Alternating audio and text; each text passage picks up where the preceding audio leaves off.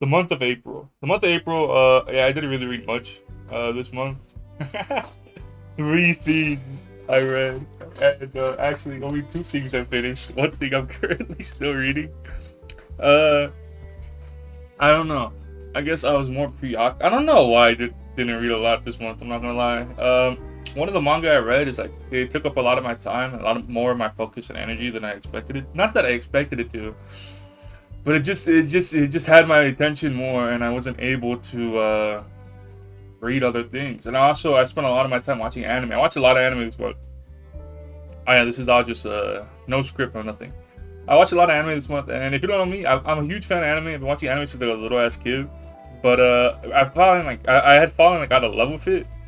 Like I hadn't really watched it in a while, or if I would watch it, I'd rarely like commit to. I'm a very picky person. I'm a kind of person that's like extremely picky, and if I'm not interested within like the first like episode, it's like I can't get into it. You know, it's like I'm not the kind of person like, oh, it's good by episode 50.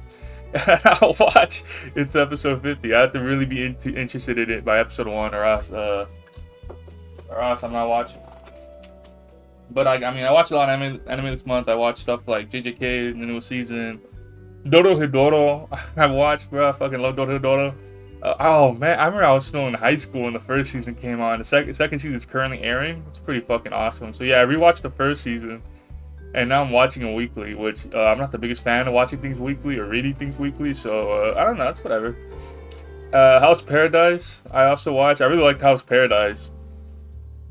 It's more of like a simple show to me, but I do like the art style. I do like the designs for the what are they called? I don't remember what they're called.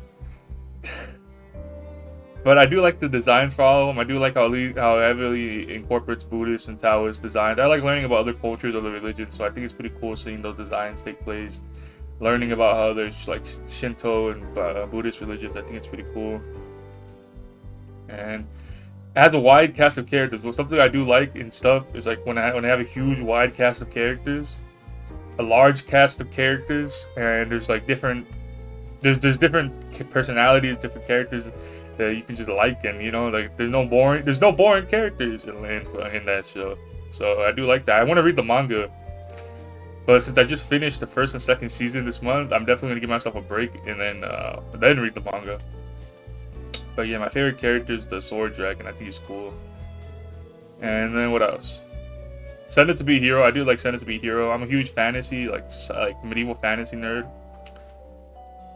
I guess nerds not the. I don't know. Yeah, I do like medieval fantasy, as you can tell. I like the Beagle Call and like I like Skyrim and stuff like that. And I do like the magic. I think the magic system is pretty cool. I think I like learning. I'm not like a power scaler nerd, but I do like learning about power systems and like seeing how they work. Like I think it's really cool. I like power systems that are unique to every character. And it's not like that in a sense to be a hero, but I do like power systems like that. Something like Google Car or JJK. I think I like JJK about that. It's like every sorcerer has their own power, whatever it's called, and I think it's pretty cool. I like the JJK season too. I think the only complaint I had was like a lot of action, like very little exposition and very little like stuff like that. That's such a stupid complaint.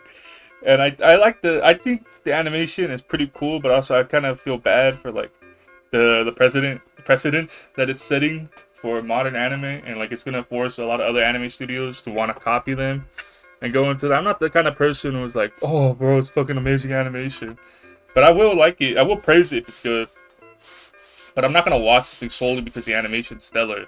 And I hope it doesn't force other anime studios and other, because I know that's how fans are. They're like, bro, look at this animation compared to yours, bro. It sucks. It's like, bro, come on, bro. If it's like it's a good art style and it's well animated, you know, it's not over the like not every single anime adaptation has to be over the top, flashy, big boom, fucking explosion, stuff like that, like insane camera work. I just think it just has to be. It has to look nice and it has to be well done. All right, that's it. You know, and I think JJK having such stellar animation is gonna set every other anime studio to want to be like, damn, we have to do it like theirs, or else no one's gonna give a fuck. And I think for the Western, I don't know how it is in other countries, but definitely in the U.S., that's all people care about for the most part. They're like, oh, fuck your story, bro. The animation, look at the animation, bro. Fuck your story, you know. That's my only minor complaint. It's a dumb complaint, but I did think that it was beautifully animated. I do like the story, the characters.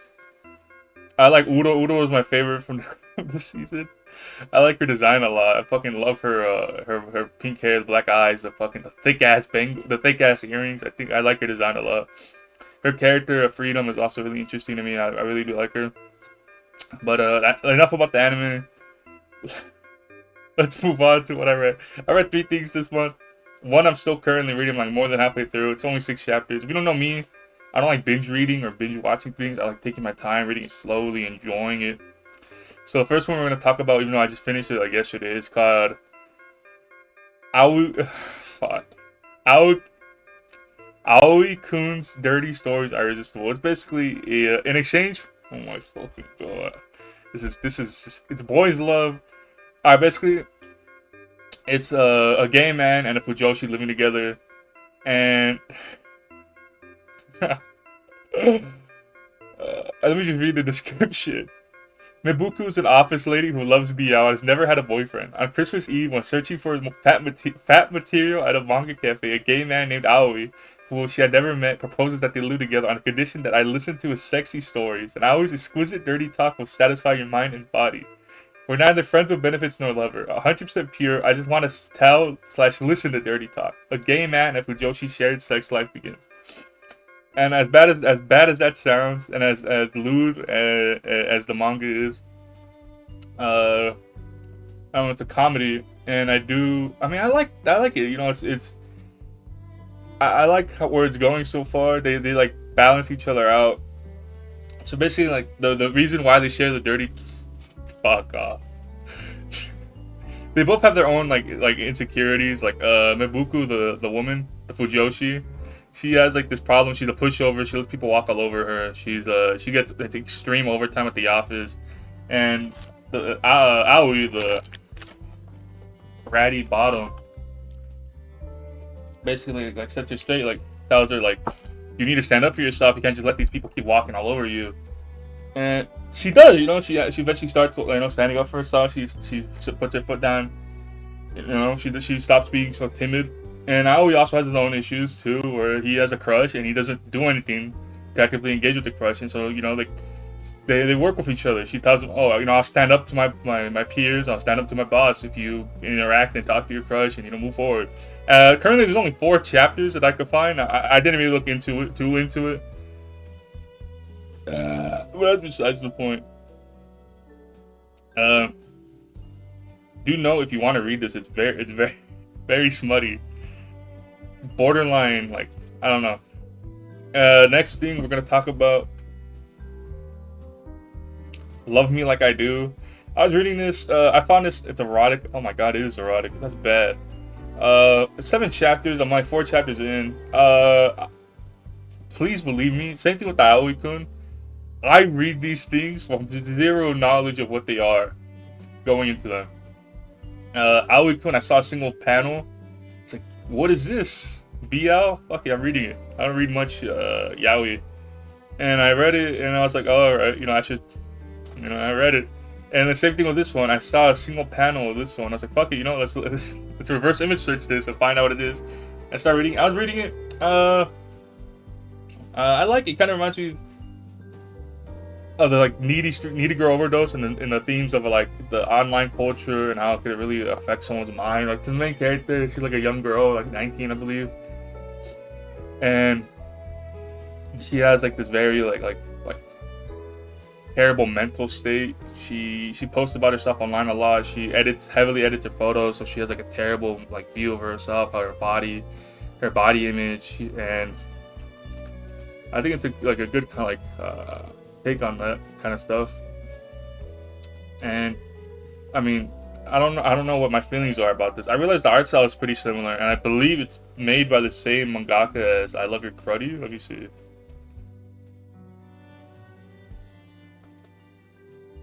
Is this I Love Your Cruddy? Yeah, it is. Yeah, it is. It's the same mangaka as I Love Your Cruddy. I realized the art style was pretty similar. I was like, oh, okay. It is by the same mangaka. So I do wonder where it's gonna go. It's a Yuri, and I wonder how it ends. 7 chapters. 7 chapters. Let's move on. Next one. The last and final. Last but not least. Next one. The least but not last. The Land of the Lusters. Land of the Lusters is it took up most of my time. I really did love Land of the Lusters. Manga by Haruko Ichikawa. It's a beautiful, terribly depressing manga. It ruined my mood a lot. It made me. It genuinely like reading it before work was the worst decisions I've made. It just fucking ruined my mood the entire time. Land of the Lusters. How I found out about Land of the Lusters. I've always known about it because I remember seeing the anime when I was like a little ass kid. When did the anime come out? It wasn't that long ago, was it? I don't know. Let me see. When did the anime come out?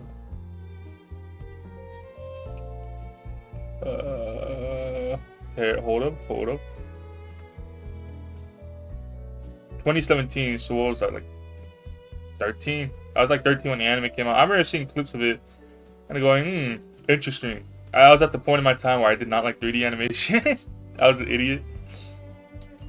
And so, I don't know, I've always known about it. And this year, like beginning of this year, I saw a TikTok edit. And I was like, this looks interesting. And I finally caved in and watched it. I really loved it. I think Dorohedoro in this one, like, kind of changed my perception of what, like, 3D animation is.